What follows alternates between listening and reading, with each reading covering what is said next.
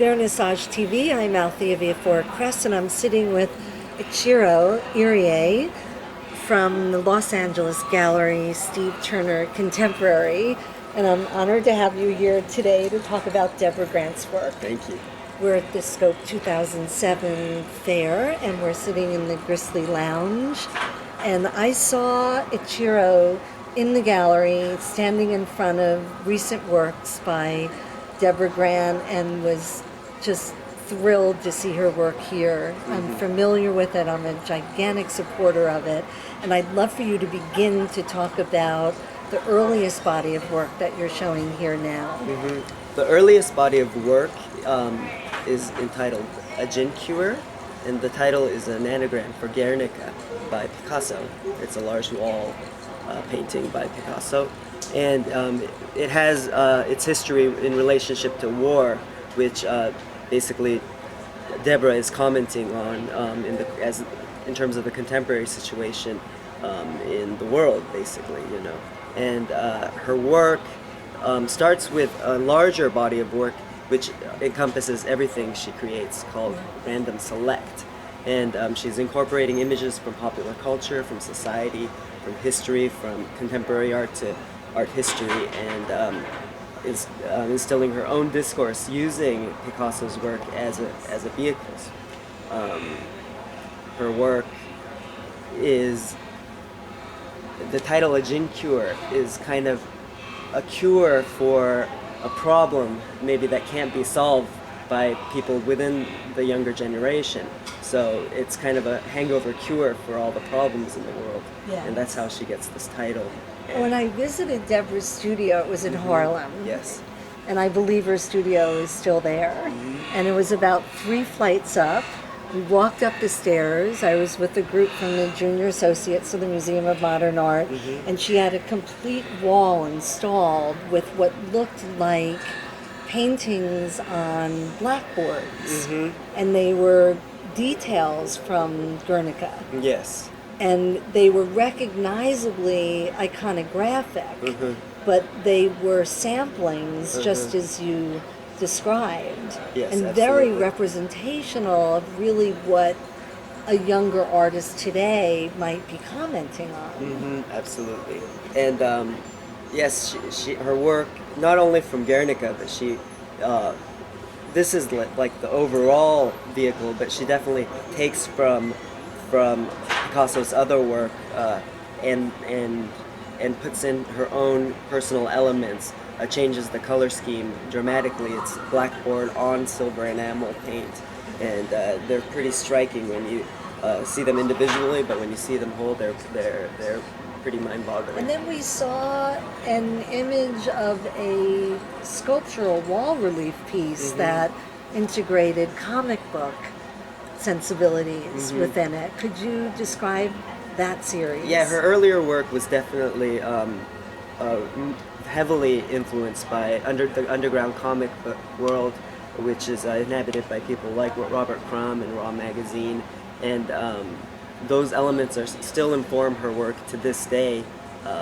but it's once again this random select kind of sampling of various images from art history, from culture, from politics, to very cryptically make her own discourse regarding the state of the world as we live in today.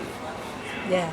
And the works are cut out from birch panels, and they're laser cut, and then within that she instills her own Deborah-esque imagery.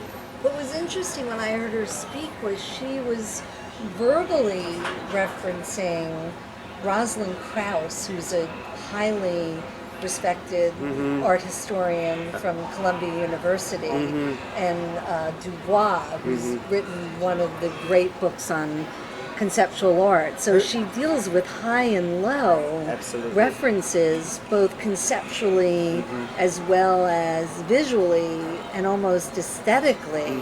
Her scope of information is totally astounding, and sometimes she speaks in a way like any street kid could understand, and then at times like way over anybody's head, and you have no idea where she's drawing these references from. In her newest series, she's really talking about this author named this industrial engineer named Carl Dreyfus, who I had never heard of personally, but he made a book called the Symbol Source Book, which is a book that I'll talk a bit more about this later on, but that Basquiat himself used in creating his own work. Well, speak of this new body of work. So out of this Jin Cure series, Yes.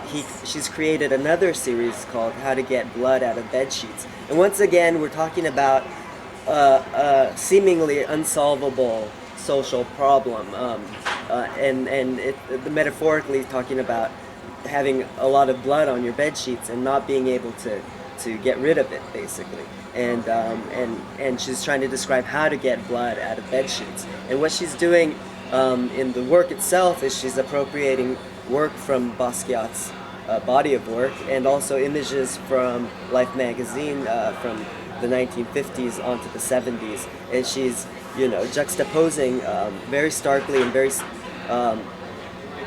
in a very simple but elegant and precise manner, those two images that Yes. are disparate but making her own. Well, you had described something earlier that was so interesting to me of her use of appropriation with images and iconic forms that people that are informed about contemporary art immediately know what's being referenced, but how different her usage is from those originating artists from the early 1980s. Yeah, there are artists like Sherry Levine and Rachel Lakowitz that And use Stu appropriation that's really talking specifically about appropriation itself. And it was very transcendental at the time, but at this moment, she's not trying to make discourse about appropriation in particular. Yes. But I think what she's she's actually using the appropriation itself to create her own discourse.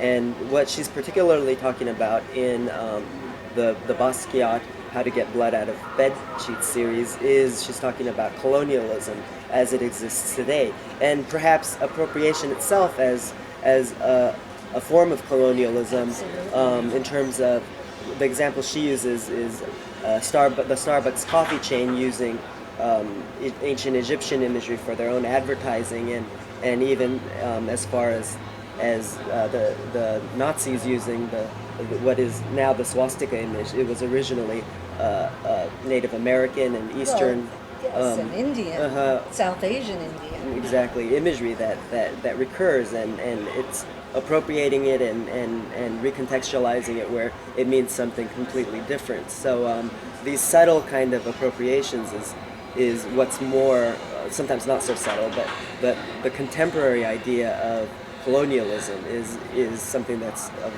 very much of interest for her in her work, and it's very visible.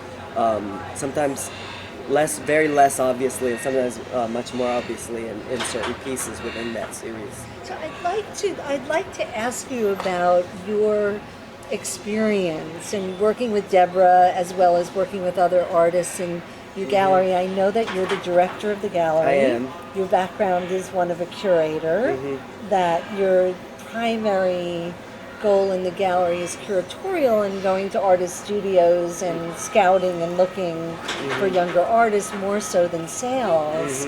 And I wouldn't say so necessarily. It's just my experience has been that up until this point. But the reason I do want to enter a gallery and continue it as a long-term goal for the future is because I'm very much interested in the commercial aspect of the art world, which I think is integral to the development of most artists today. Absolutely. No, absolutely. And it's not necessarily the only thing that determines an artist's career, but it's inseparable in my mind. So Yes. I really want to investigate this and be a part of it, basically. Yes, and you're a part of the machinery, you're a part of the idea of supporting artists so that they can continue to do the work, and the idea of supporting collectors so that collectors can keep buying work. Absolutely. Because you want it organic, you want it living, and you want art to be moving. No, collectionism is So let me ask you, in terms of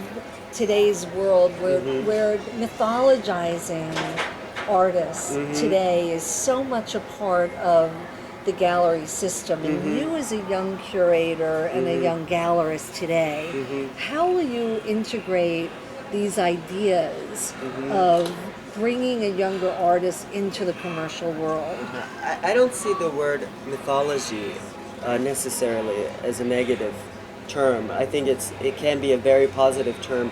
A lot of these great movements of the past there's always a certain mystique and mythology built around it. While during the time of the emergence of the abstract expressionists, for example, the sales weren't these astronomical figures we know today, but they were part of something that definitely had this mythology around Well, let me just say that a collector named Ben Heller sold a Pollock painting to the Australian government, and the government almost fell because it was for $11 million. So we today think that our prices are so astronomical, but in fact, relative to what the dollar value was in earlier periods, we've had other similar periods of time with that. Yes.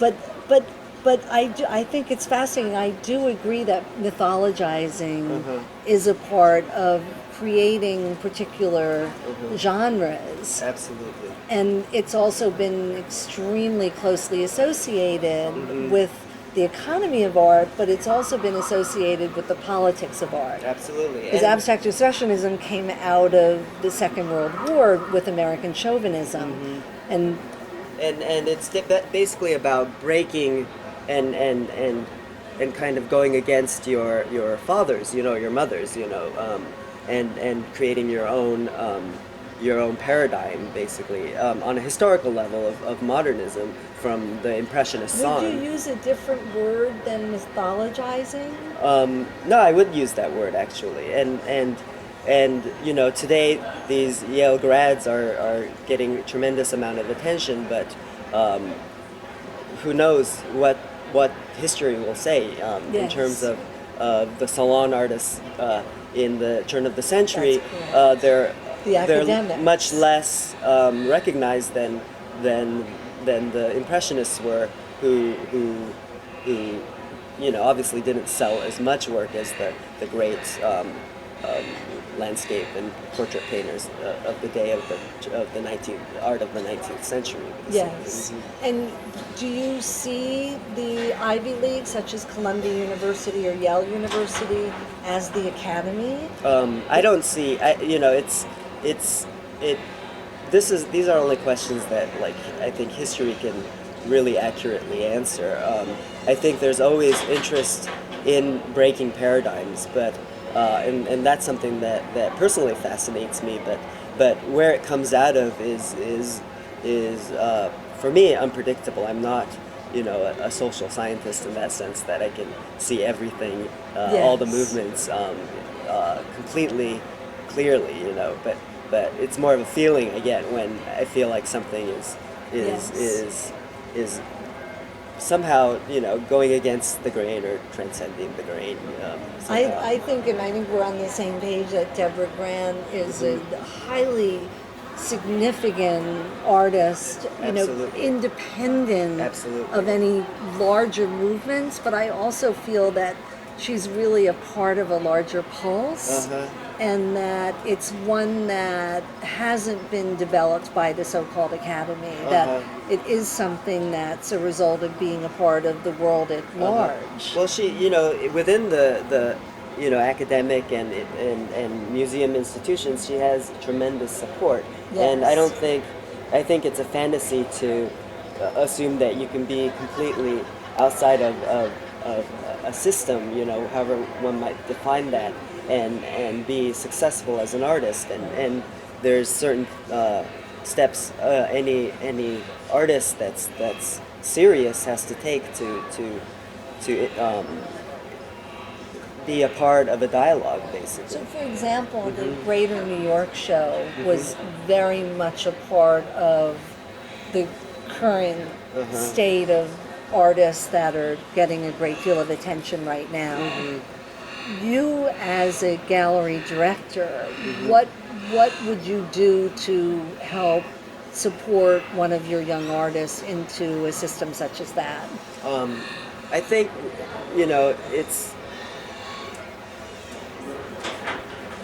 a dialogue once again, and we're all participants in the dialogue as gallerists, as curators, as artists, and the more we immerse ourselves within that dialogue, and Deborah, for example, is very much part of that, but she's not somebody who's going to the parties all the time and trying to get to know people. She's very much an artist in the sense that her most of her time is spent working very hard in her studio and producing her work on her own for the most part, you know. And that's how I met her, was through a dialogue of round art. Mm-hmm. She was generous enough to speak to 20 people about her art, and we were all engaged in that. Definitely. And we all developed a relationship to her work as a result of that. Definitely. And what we can do for her is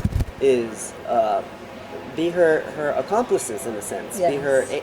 We are her agents, you know, and facilitate certain possibilities that you know might not exist if it was just her alone working on her own, and facilitate her growth as creative growth, so she can spend more time in the studio and less time. And also the safety of working with someone young and like you that has had your experience, but she can grow.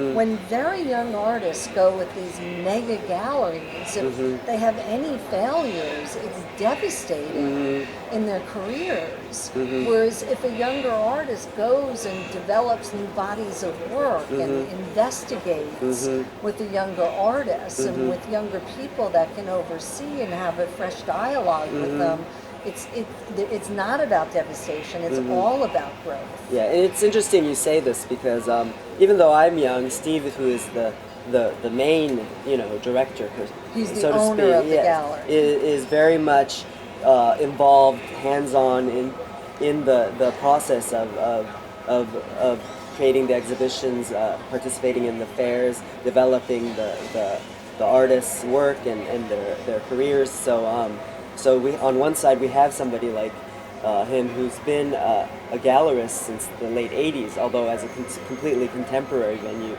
it's been quite recent. They were a modernist gallery before. We've done several shows that have shown contemporary art. However, I would say 70% of the work has been in American modernism from the 30s and the 40s up till very, very, very recently. And then there's myself, who I learned just as much or more from Deborah than me doing anything for her. You know, I have the opportunity to exhibit her work in our gallery and at this fair. So, but you know, on my hand, I've had a lot of experience working with young artists. I've, you know, curated about 25 plus shows in the past. A lot of them group shows, a few of them individual exhibitions in various venues. And so when a young collector comes to your gallery and say they want a context for what they're collecting,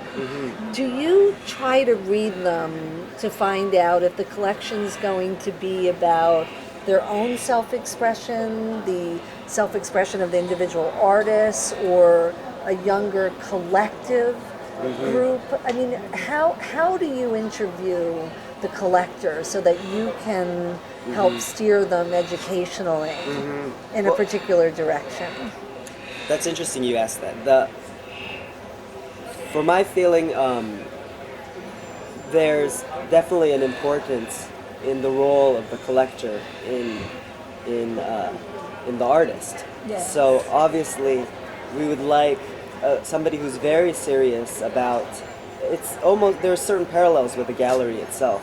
Yes. Very serious about the artist, not just, oh, I like this piece in particular, so let me just take this home and put it on my wall.